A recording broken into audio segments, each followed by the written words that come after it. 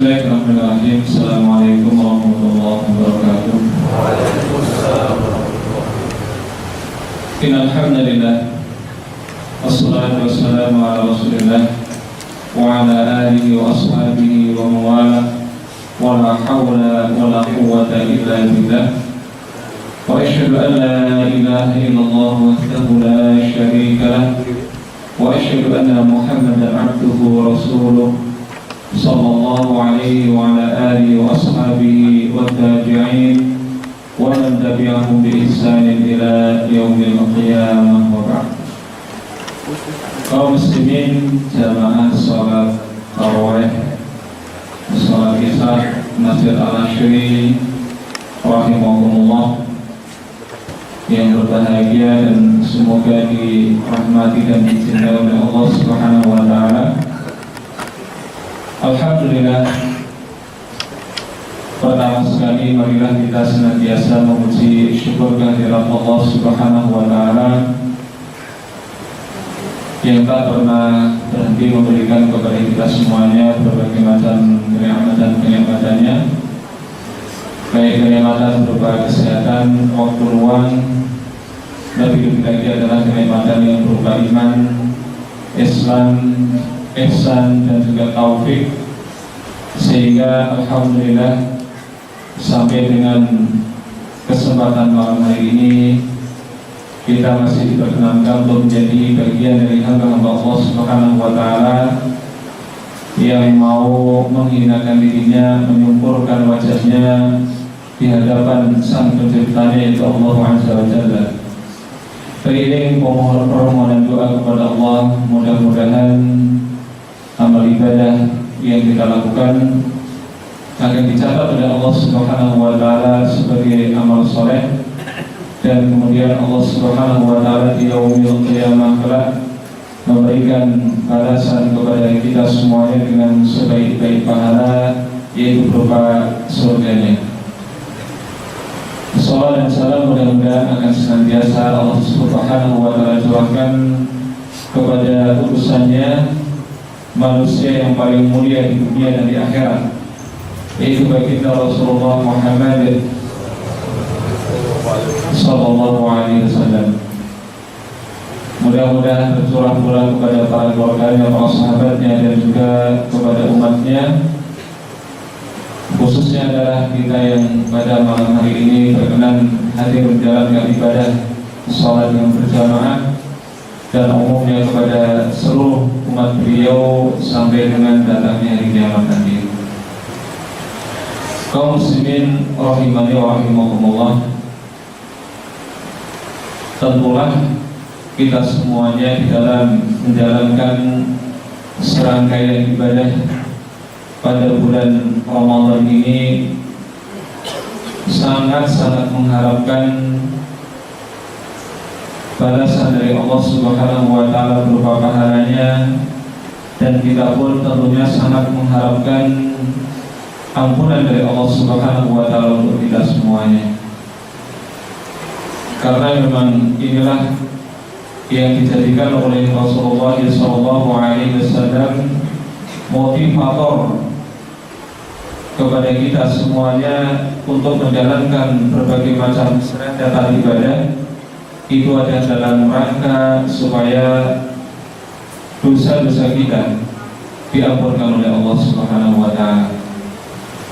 Nah, kaum muslimin rahimani wa rahimakumullah, agar amal ibadah yang kita lakukan itu membuahkan pahala dan juga pengampunan dari Allah Subhanahu wa taala, kiranya ada beberapa hal yang patut untuk kita perhatikan.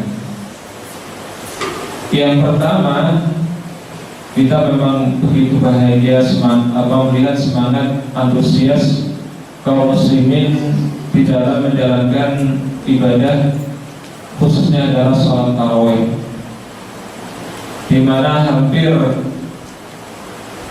seluruh masjid yang ada itu dipenuhi ataupun diisi dengan jamaah yang lebih banyak ketimbang pada bulan-bulan yang lainnya. Tentunya ini satu keadaan yang sangat membahagiakan kita semuanya. Namun ada hal yang harus kita perhatikan, bahwa amalan sunnah ini akan kemudian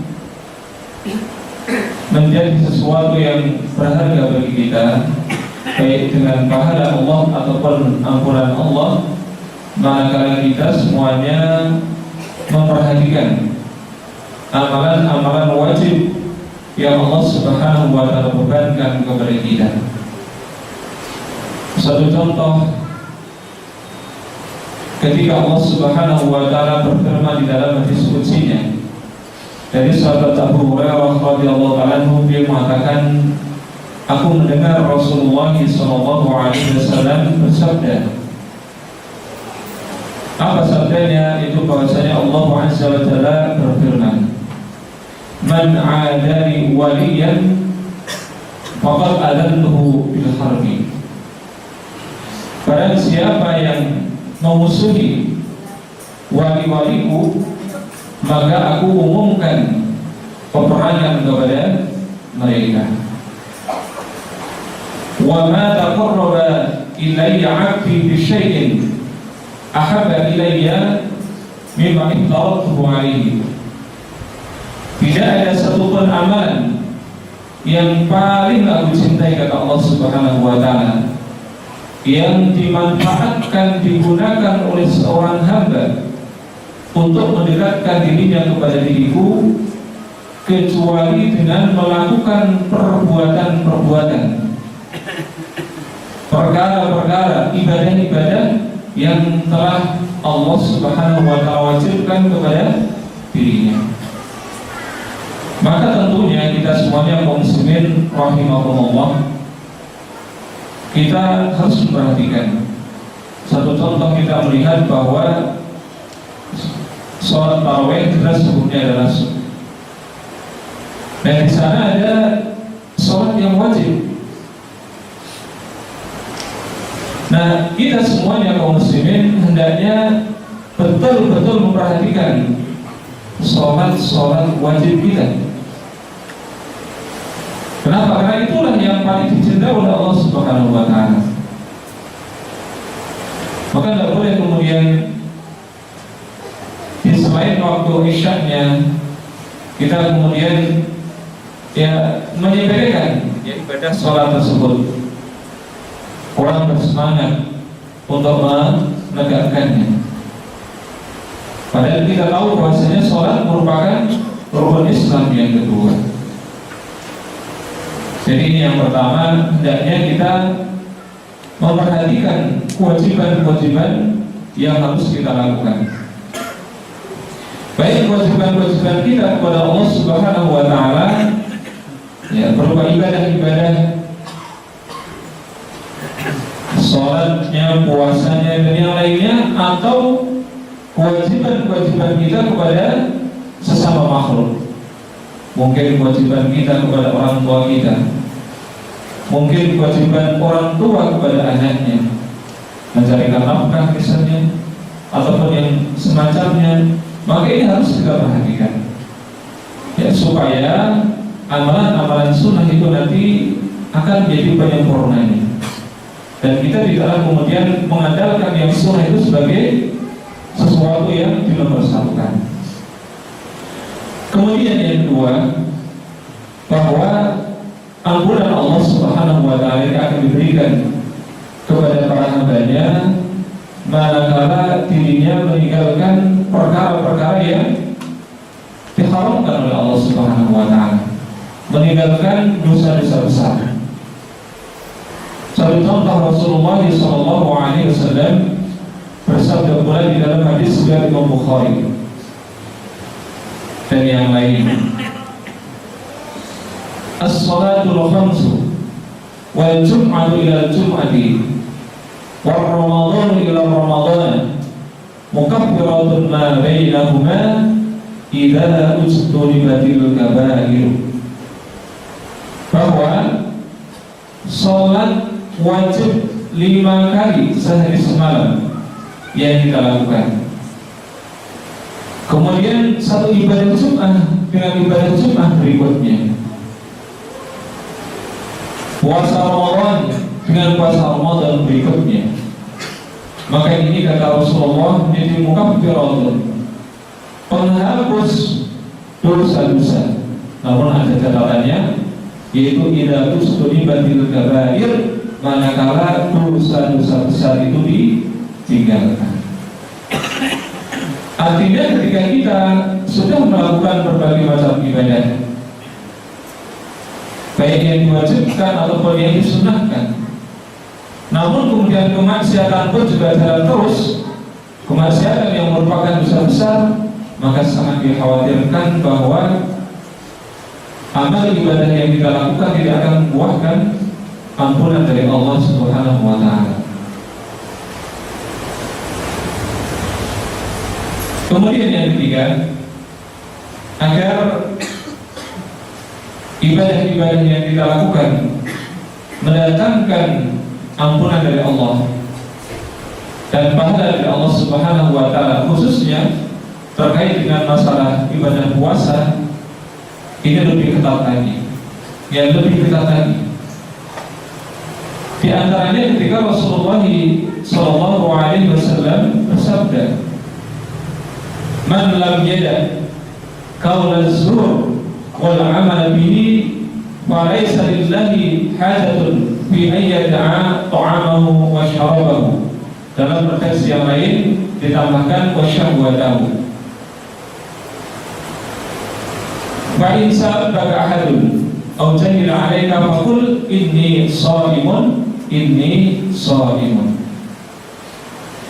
Pada siapa yang tidak bisa meninggalkan perkataan dusta,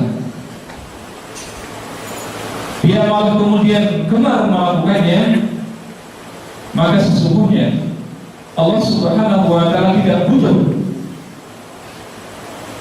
kepada perbuatan kita di dalam meninggalkan makan, meninggalkan minum, dan meninggalkan syahwatnya. Sehingga manakala ada salah seorang yang berbuat tak senonoh kepada kita, mencaci maki kita, maka balaslah dengan ucapan yang baik. Mohon maaf, hari ini ataupun kali ini saya sedang berpuasa. Jadi di dalam hadis ini Rasulullah SAW memberikan nasihatnya kepada kita, sampai pun kalau ada orang yang mencaci maki kita, maka tetaplah kita membalasnya dengan kata-kata yang baik. Jangan kemudian dibalas dengan caci makian. Di dalam hadis yang lain, Rasulullah SAW bersabda, "Laisa as-siyamu minal akli wasyarabi, inna as-siyamu minal lagwi warrafati." Sesungguhnya hakikat puasa itu bukan hanya sekedar meninggalkan makan, meninggalkan minum, akan tetapi bahwa hakikat puasa yang sesungguhnya, selain seseorang itu meninggalkan perkara-perkara yang membatalkan puasanya, maka juga seseorang itu akan meninggalkan berbagai macam perkara yang akan membatalkan pahala puasanya. Seperti apa? Seperti al-laghun, yaitu perbuatan yang sia-sia. Ya puasa, tapi hari-harinya habis untuk nge-game misalnya. Ini namanya tidak bermanfaat. Puasa ya puasa, tapi hari-harinya diisi dengan main kartun, pakai bayaran lagi, tidak bermanfaat puasanya. Puasa ya puasa, tapi pacaran juga tidak pernah berhenti. Bahkan sampai pun mau berangkat awal masih tetap pacaran. Wah, ini boleh yang juga. Ini akan menjadikan sebab puasanya sia-sia. Apalagi kemudian sampai mohon maaf ya, ngomong ataupun melakukan perbuatan-perbuatan yang buruk. Sehingga Rasulullah SAW memberitahukan kepada kita bahwa memang kita tidak boleh pilih Kita tidak boleh kemudian terlalu yakin bahwa ibadah kita pasti diterima oleh Allah. Apa buktinya? Rasulullah mengatakan, "Rubba shaimin khadruhu min siyamihi al-jub wal 'atas, wa rubba qaimin khadruhu min qiyamihi as-salam." Berapa banyak orang yang melakukan puasa, akan tapi yang dia dapatkan hanya rasa haus dan hanya rasa lapar, tidak mendapatkan pahala dari Allah, tidak mendatangkan ampunan dari Allah. Dan berapa banyak orang yang qiyamul lail pada bulan Ramadan, namun ternyata yang dia dapatkan hanyalah begadang semata, ngantuk semata. Kenapa? Karena boleh jadi niat kita di dalam melakukan ibadah-ibadah ini tidak ikhlas karena Allah. Yang kayak tadi, mumpung hanya momentum bagus, nggak kelihatan kalau pasarannya ini berangkat ke tempat misalnya ke masjid tempat dilakukannya sholat jamaah, berdoa, meninggalkan perbuatan tidak benar. Jadi melakukan ibadahnya bukan karena Allah, karena itu. Nah, oleh karena itu kaum muslimin rahimani wa rahimakumullah, supaya kita tidak termasuk ke dalam golongan orang-orang yang didoakan keburukan oleh malaikat Jibril di hadapan Rasulullah, yang diaminkan oleh Rasulullah, wailun, celaka bagi seseorang yang dirinya bertemu dengan bulan Ramadan namun tidak mendapatkan pengampunan dosa dari Allah, dimasukkan ke dalam neraka dan dijauhkan dari rahmat Allah Subhanahu wa ta'ala.